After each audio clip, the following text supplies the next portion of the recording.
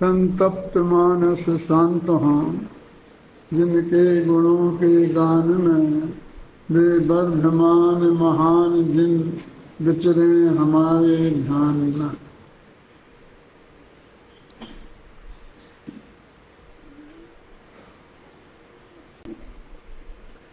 पूज्य गुरुदेव श्री का मेन ही उद्देश्य कि आत्मा की अनुभूति कैसे हो, सम्मदर्शन की प्राप्ति कैसे हो, यही था। और ये इसकी चर्चा होना बहुत अच्छी चीज़ है, बहुत आवश्यक है। तब मैं वो चर्चा अभी यहाँ उसका आरंभ करना चाहता हूँ। देखो, हम सबके मन में ये एक भाव तो बहुत गहराई से है कि देह छूटने के पहले देह से भिन्न भगवान आत्मा का दर्शन हमें अवश्य होना चाहिए। पूज्य गुरुदेव के प्रताप से इतनी तड़प ललक तो हम लोगों में पैदा हो गई है। और ऐसा नहीं है कि वो पूरी तड़प है, बल्कि उसके लिए जिस पर जो बनता है वो ऐसा उतना प्रयत्न भी करता है, और प्रयत्न करता है और सफलता नहीं मिलती है। ऐसे सैकड़ों लोग हैं समाज में, आपके पास भी आते होंगे, मेरे पास भी आते हैं कि दादा हम ये करते हैं, ये करते हैं, रोजाना सुबह 1 घंटा ध्यान करते हैं, सामायिक करते हैं, समझ लो, कोशिश करते हैं, सब करते हैं कि हमें आत्मा का अनुभव हो जाए। लेकिन क्या हुआ? हुआ नहीं। मैंने ये स्थिति 99% की है। 1% लोग ऐसे हैं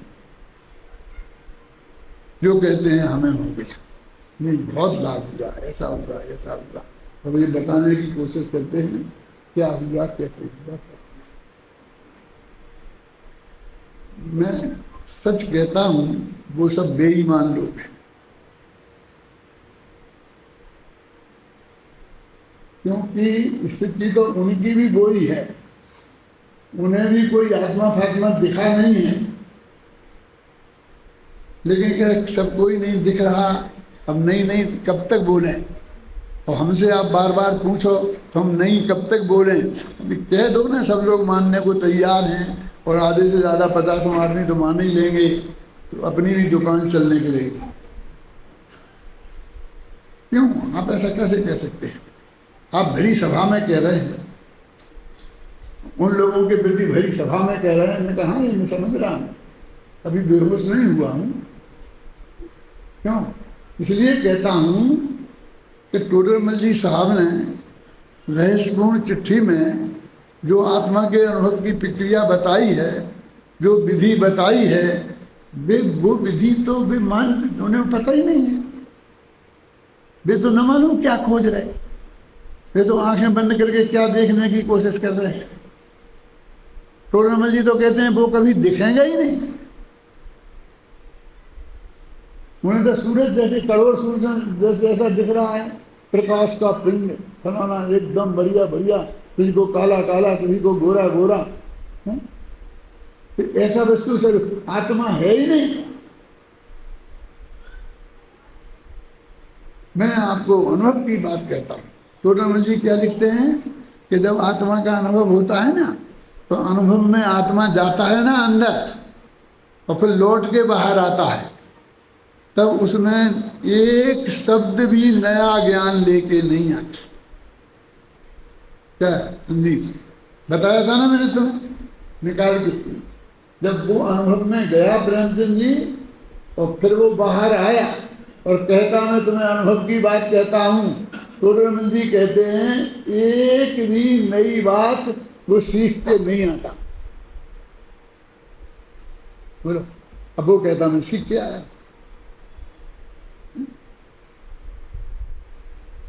हम क्या समझते हैं, कैसा कह रहे हैं? गुरुदेव शरीफ के महापुरुष थे, उनके मुँह से कोई एक आध वाक्य कभी ऐसा निकल गया होगा, पर उसको बना करके और वैसे करते हैं, आगम से बनाने नहीं करते। वो वहाँ गए थे, कुंदकुंदा स्वामी गए थे, और वहाँ आए, उन्होंने वहाँ तत्व ज्ञान, उनको तत्व ज्ञान की उपलब्धि हुई, और फिर उन्होंने आ करके समय साल लिखा है, कोई प्रमाण देता आके लिखा। जब वे गए थे वे सच्चे मुनि थे कि नहीं थे? छठवें सातवें गुणस्थान में थे कि नहीं थे? तो तब वे आत्मा नहीं जानते थे, उनने उनसे जाके सीखा है, हमें पता ही नहीं है क्या। हम तो समझते इसमें महिमा हो जाएगी कि वो श्रीमंदिर स्वामी की बात सीधी आ गई है। वे गए थे तो मुनि थे, और छठवें सातवें गुणस्थान में थे कि नहीं थे, और लौट में आए थे तो 11वें में 12वें में हो गए थे। छठवें सातवें में तो रहे थे, क्या नया सीख के आए थे? क्या आप श्रीमंदिर भगवान की दिव्य ध्वनि की महिमा कम कर रहे हैं? मैं आपसे एक बात पूछता हूँ, छोटी सी सीधी सी बात है, पहले मैं कई दफ़े पूछ चुका हूँ, बहुत से लोगों को उसको मालूम भी होगा। तो मैं पूछता हूँ कि गौतम स्वामी के गुरु कौन थे?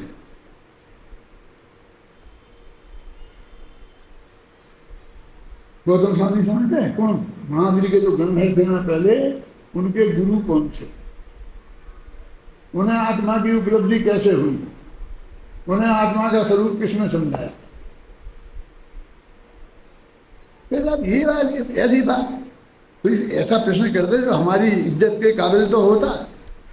सब जानते हैं कि महावीर उनके गुरु थे, और महावीर के फर्स्ट शिष्य हैं, और ऐसे शिष्य हैं कि जिस दिन से महावीर ने बोलना शुरू किया उस दिन से उनने सुनना शुरू किया, और जब तक वे बोलते रहे तब तक एक अक्षर नहीं छोड़ा, एक दिन नहीं छोड़ा, एक घंटा मिस नहीं किया, 5 मिनट लेट नहीं आए कभी।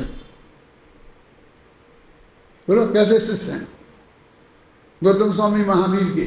अब आप उनसे पूछते हो कौन है उनके गुरु, कौन है शिष्य? अब मेरी बात सुनो, कहानी तो आपने पढ़ी है ना अच्छी तरीके से, कि वो इंद्र गया देश बदल के और उसे एक श्लोक दिया, तो इसका अर्थ में नहीं आया, हमारे गुरु जी ध्यान में बैठे हैं तो आप इसका अर्थ बता दो, और वे नहीं बता पाए। मैं ज़्यादा लंबाना नहीं चाहता, मैं तो एक कहता हूँ और चलो तेरे गुरु से बात करेंगे, और वे आ गए। मैंने तब तक उन्हें महावीर का नाम मालूम नहीं था, कौन गुरु था, कैसे गुरु हैं, जैन तत्व ज्ञान से वो बिल्कुल अपरिचित थे। ये तो एक कहानी अपनी बोलती है कि नहीं प्रेमचंद जी? फिर वे यहाँ आए, माने सब देखा, अब वहीं देखते देखते समय दर्शन हो गया, फिर वहीं उनको मन पर ज्ञान हो गया, फिर उन्हें द्वादशांग के पाठी हो गए। सब वही होगा, महावीर तक पहुंचे ही नहीं। महावीर की दिव्य ध्वनि तो खिली ही नहीं। दिव्य ध्वनि तो जब खिलेगी जब वे पहुंच जाएंगे और वे गणधर बन जाएंगे, क्योंकि वो तो इसलिए रुकी थी कि कोई गणधर नहीं है। तो महावीर ने तो एक अक्षर नहीं सिखाया उन्हें, महावीर को तो उन्हें आंख से देखा तक नहीं। अब जबरदस्ती तो महावीर को उनको गुरु बना दे रहे हो, क्या करें? बोलो वकील साहब, हम तो उन लोगों में से महान वीर हैं कि जिनने हमें 5-5 साल पढ़ाया हो, उनको भी गुरु मानने को तैयार नहीं। क्या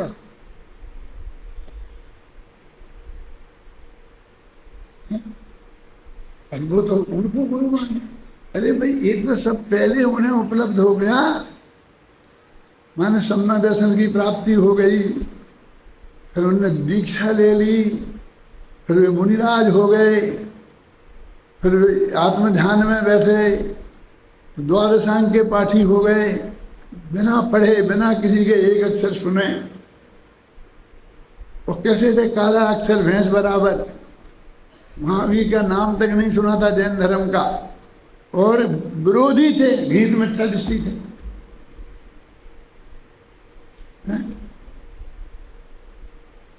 हम कभी सोचते ही नहीं। हमारी शिष्य गुरु, शिष्य गुरु, जिनने एक अक्षर नहीं पढ़ाया, जिनने एक शब्द नहीं सुनाया वे गुरु, जिनने एक अक्षर नहीं सुना, एक अक्षर नहीं पढ़ा वे शिष्य।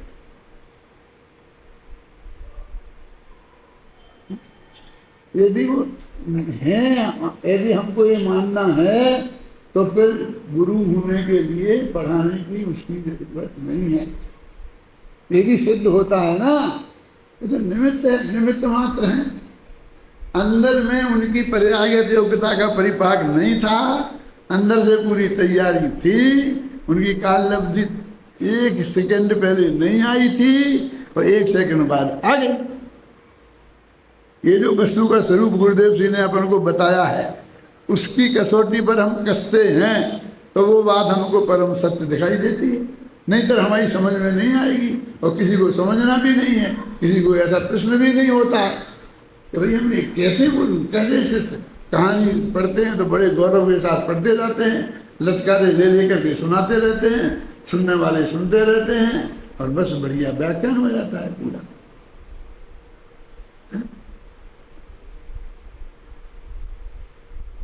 तो क्या है वस्तु का स्वरूप? वो जो भगवान आत्मा अनुभव में जैसा दिखाई देता है, वैसी बात जो हमारे शास्त्रों में है वैसी ही उनकी में घटित नहीं होती। और वे कह रहे हमें आत्मा का अनुभव हो गया, तो हमने ऐसी कह दी कि भी झूठ बोलते हैं, क्या गलती हो गई? उनमें से उन्हें आध को छोड़ दो, 100 ऐसा बोलते होंगे तो 99 ऐसे होंगे, एक आध सच्चा भी होगा, तो उनसे हम अभी पहले से माफी मांग लेते हैं, उनको हम इसमें शामिल नहीं करते हैं। क्यों? कोई भी ज्ञानी जीव होंगे तो हमें उनसे कोई ऐतराज नहीं है, लेकिन वो ज्ञानी जीव ऐसा बिजनेस वाले नहीं होंगे, उन्हें सम्यक दर्शन की दुकान नहीं खोलना है,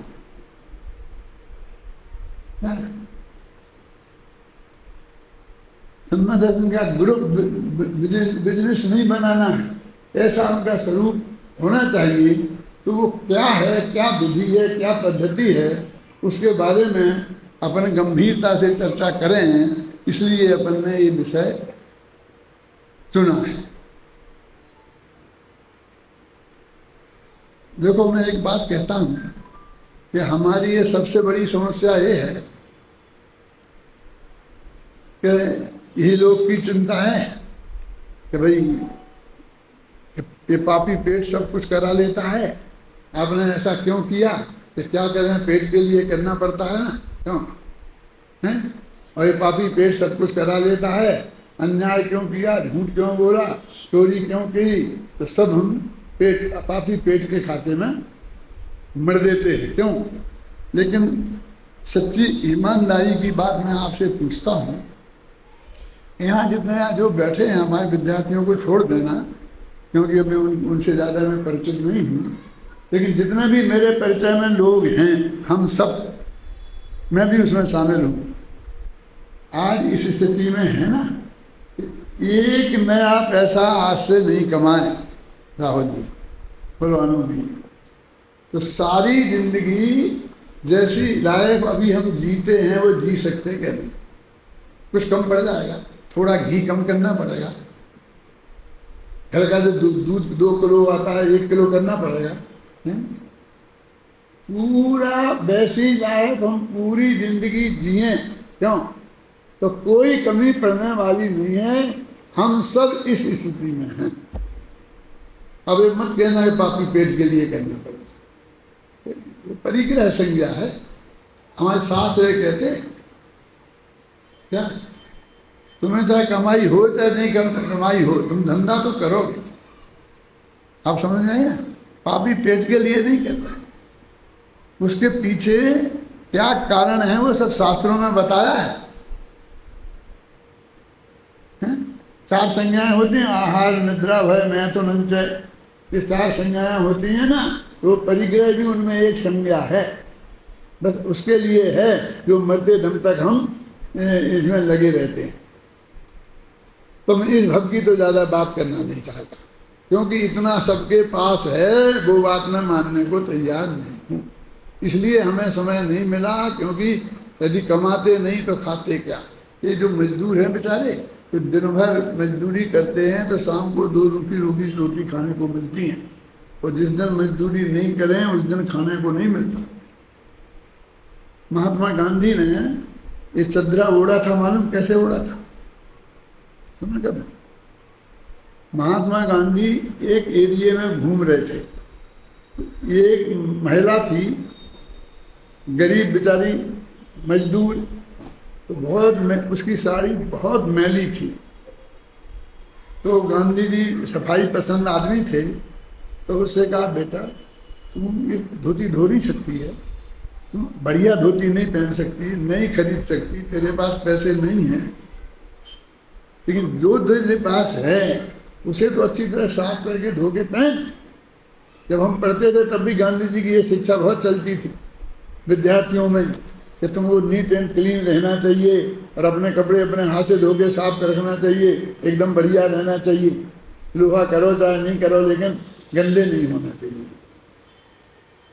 तो उसने कहा, आप ठीक कह रहे हैं, लेकिन मेरी बात तो सुनो, मेरे पास जो एक ही साड़ी है, तो लोग क्या करें? 7 दिन में 1 दिन में ऐसे धोती हूँ। कैसे धोती हूँ? कि आधी धोती पहने रहती हूँ और आधी धोती हूँ, और फिर वो सुखा लेती हूँ, फिर उसे पहनती हूँ, फिर वो आधी धोती धोती हूँ, फिर उसे सुखाती हूँ। इसमें मेरा पूरा दिन निकल जाता है। तो उस दिन मैं मजदूरी नहीं कर सकती, तो उस दिन मुझे उपवास करना पड़ता। और जंगल में 5-6 किलोमीटर दूर जाकर नदी के किनारे, शहर के किनारे तो नदी के आदमी आते रहते हैं, तो मैं वहाँ पर ऐसा भी नहीं कर सकती। तो जहाँ निर्जन जगह है वहाँ जाकर मुझे ये करना पड़ता है। बोलो अब मैं कैसे धो सकती हूँ रोजाना? 7 दिन में 1 दिन धोती हूँ। तो गांधी जी ने लिखा अपनी आत्मकथा में पढ़ी, उसमें लिखा कि मैंने उस दिन कहा कि हम ऐसे लोगों के प्रतिनिधि हैं, भारतीय जनता है ना, तो हम इसके प्रतिनिधि बनते हैं, तो हमें ये ऐसे सूट पैंट पहनने का क्या अधिकार है। उस दिन से हमने ये लंगोटी और धोती ऐसी चदरा ओढ़ना शुरू कर दिया। मैं ये कहना चाहता हूं कि ऐसा कोई आदमी कहे कि हमको रोटियों पेट के लिए ये सब करना पड़ता है, वहाँ क्यों रह रहे भैया, तुम यहाँ क्यों नहीं रहते हो? बापू नगर में यहाँ आकर के इस पास में लाभ लो, तुम समझते हो यहाँ अच्छी है। नहीं साहब, अब क्या करें, आजीविका तो वहीं है, नौकरी तो वहीं है, दुकान तो वहीं चलती है, दुकानें तो यहाँ भी चलती हैं। क्यों वकील साहब, आपकी ललितपुर में ही वकालत चलती है, यहाँ वकील नहीं होंगे, पर आप यहाँ वकालत करेंगे तो कौन रोकेगा आपको? मेरे कहने का मतलब है बहाने कोई नहीं करे। सब जगह दुकानें हैं, सब जगह नौकरियां हैं, सब जगह खेत हैं, सब जगह खलिहान हैं। हम अपने मन का काम क्यों नहीं चुनते? हम मन की जगह क्यों नहीं चुनते जहाँ हमें लाभ हो? ये बहाने क्यों बनाते संजय? इसलिए इस लोक की तो कोई बात ही नहीं रही, क्या परलोक की तो चिंता करनी पड़ती है ना। क्या मर के कहीं नरक निगोद में कहीं चले गए, और यदि पशु हो गए, पक्षी हो गए, तो क्या होगा? तो अगले भव का तो इंतजाम थोड़ा बहुत करना पड़ेगा कि नहीं करना पड़ेगा? तो वो भी बिना पैसा के तो होता नहीं है। दान देना पड़ेगा, तो पैसा देना पड़ेगा, फिर बाहर देना पड़ेगा, अभी वो भी करना पड़ेगा। तो मैं कहता हूँ चलो उसका भी मेरे पास इंतजाम। तुम्हारे मन का नहीं है, तुम्हारे मन का तो ये है कि हाँ हाँ बहुत बढ़िया है बेटा, तुम खूब कमाओ और फिर उसमें से इतना चौथाई हमें देते जाना। क्यों? और फिर तुम्हारा साथ पाप मार। ऐसा नहीं, मैं बता रहा हूँ, हम भगवान के समोषण में गए होते यदि भगवान यहाँ होते तो, और भव्य तो हैं ही हम, इसमें तो कोई शंका हम कर नहीं सकते।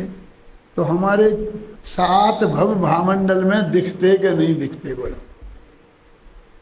दिखते ना। तो 3 आगे के और 3 पीछे के। तो 3 आगे के जो भव दिखते तो पक्के, उन्हें पलटा जा सकता है। आयु तो हम एक ही भव की बांध सकते हैं, अगले भव की तो अगले भव में बनेगी। क्यों? 3 तो पक्के हैं, अब उसमें फेरफार भी संभव नहीं है। तुम्हें क्या करना? इस भव में इतना है कि जितना तुम खर्च करना चाहो खर्च करो, आराम से रहो। और अगले भव में जहाँ जाना है नक्की है, अनंत केवली मिलके भी वो बदल नहीं सकते, जान सकते हैं कि आप कहाँ जाओगे। अब वो भी काम नहीं रह गया। अब क्या बता, अब बोलो क्या काम। सबसे पहले हमारे पास समय नहीं है, काय के लिए, आत्मा के कल्याण के लिए, हमें आत्मा के अनुभव के लिए, हमें समझने के लिए, हमें वस्तु स्वरूप को जानने के लिए। तो ये इसका इलाज की बात मैंने आपसे की। ईलोक और परलोक दो तो कह रहे, ना इस भव की चिंता करनी है, अकेली तुम्हें ही नहीं है दीवान, हम भी हैं ऐसी हालत में कि हमें कोई चिंता करने की जरूरत नहीं है ना। और अगले भव तो हर एक को ही दिखेंगे, 3 भव। अब ये अलग बात है किसी को कुछ दिखें किसी को दिखें। और अपन तो देखो, ये मनुष्य भव के जो प्राणी हैं, खासकर मुमुक्षु हैं, वो सब इतना सात्विक वृत्ति वाले लोग हैं कि सब गारंटी से देव गति में तो गारंटी से जाने वाले हैं और स्वर्ग में ही जाएंगे। नहीं तो स्वर्ग में जाएगा कौन है, हम नहीं जाएंगे तो वो भी एक अच्छी बात है, लेकिन वो ज़्यादा अच्छी नहीं है। क्यों नहीं है कि जितने ऊंचे स्वर्ग में जाएंगे उतने अधिक काल तक की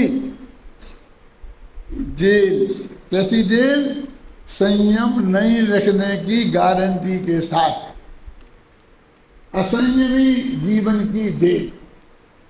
क्या शांति नहीं, सम्मत दर्शन तो तुम यहीं प्राप्त कर लोगे ना, तो कर ही लिया है, कोई बात नहीं, कर लिया हो तो भी ठीक है, नहीं कर लोगे तो भी ठीक है, लेकिन आप समझ गए ना।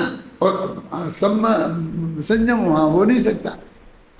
तो इतने लंबे काल के लिए हम क्यों फंसें?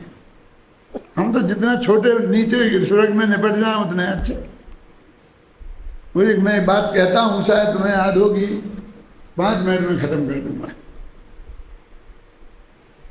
एक भाई ने मेरे से कहा कि भाई बहुत लोग कहते हैं कि हम तो पूज्य गुरुदेव श्री के साथ जाएंगे मोक्ष। पंडित जी आपका क्या विचार है? मैंने कहा हम नहीं जाएंगे। ऐसा आदमी हमें पहली दफा मिला है कि जो मना करता है गुरुदेव के साथ मोक्ष नहीं जाएंगे। सब तो बहुत खुश हो जाते हैं। मैंने कहा पूछो तो क्यों नहीं जाएंगे? मैंने गुरुदेव तो बहुत बड़े महापुरुष थे, सारे जिंदगी भर उनके परिणाम बहुत निर्मल रहे, तो वे स्वर्ग में गए होंगे। और इस पंचम काल में जितना ऊंचे से ऊंचे स्वर्ग में जा सकते हैं उस स्वर्ग में गए होंगे। वहाँ सागरों की आयु होती है, और एक सागर कितना लंबा चौड़ा होता है मैं आपको नहीं बता सकता, क्योंकि उसमें बहुत लंबा चौड़ा गड्ढा खोदना पड़ता है, मेरे बस की नहीं है। ये हमारे संदीप से खुदवा लेना, ये बता देगा आपको। मैंने बहुत लंबा काल है, इतना तो आप भी समझते हो ना। सागर लाखों अरबों वर्ष, इतने लंबे काल तक संसार में रहने का मेरा विचार नहीं है। समझो क्या कह रहा हूं मैं? मैंने यदि गुरुदेव के साथ मोक्ष जाना होगा तो जितना काल वो स्वर्ग में निकालेंगे ना, उतना मुझे यहीं कहीं निकालना पड़ेगा। क्यों? इतना भव भटकना पड़ेंगे, इतना भव संसार में रहने का मेरा विचार नहीं है। ये साथ की भावना मोक्ष की भावना नहीं है, निगोद की भावना है, अकेलेपन की भावना मोक्ष की भावना है। मैं एकाकी एकत्र लिए सभी जाते। सोच नहीं सकता कि क्या कह रहा है, हम क्या कह रहे हैं कि देव गति में इतने काल तक हम असंयम से रहना पड़ेगा। फिर हम जैनियों में एक सुविधा नहीं है, मुसलमान होते तो बहुत अच्छा रहता, और 3 दफे तलाक तलाक तलाक का वो छुट्टी मिल जाती। अब तो यहाँ तो एक दफे फंस गए तो फंस गए। अब मरे छुटको, मरे बिना छुटकारा, पत्नी से छुटकारा मिलने वाला नहीं है। पक्की बात है ना। आपने तो उनके कितना अच्छा है, फटाफट तलाक तलाक तो।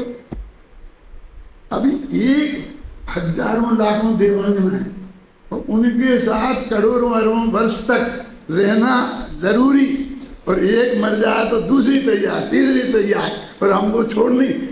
कि हम नहीं करेंगे, हम ब्रह्मचर्य व्रत ले लेंगे, जैसे यहाँ ले लेते हैं ना बहुत लोग, वहाँ भी ले सकते हैं। भाई जी है सुविधा के नहीं, अन्ना जी है देवदत्त जी में, तुम्हारा कोई साथी नहीं होगा। अब सोचो, ये भी एक एंगल है ना सोचने का। क्यों हम उसकी इतनी इच्छा क्यों करें? वो कौन सी बढ़िया जगह है, हैं? वो खाने पीने मौज मस्ती की तो है। यहाँ एक दिन होटल में खाएं तो हम पापी हो जाते हैं, और वहाँ ऐसे निरल भोग सागरों भोगते रहें और हम धर्मात्मा, ये हमको नहीं चाहिए। इसलिए अब शांति से, कोई हमारे पास ना इस भव की चिंता ना अगले भव की चिंता। अगला भव नक्की है, फिर फार उसमें संभव नहीं है, माँ माथा मारना नहीं है, इस भव के लिए चिंता करने की बात नहीं है। तो अब क्या करना, इसकी बात कल।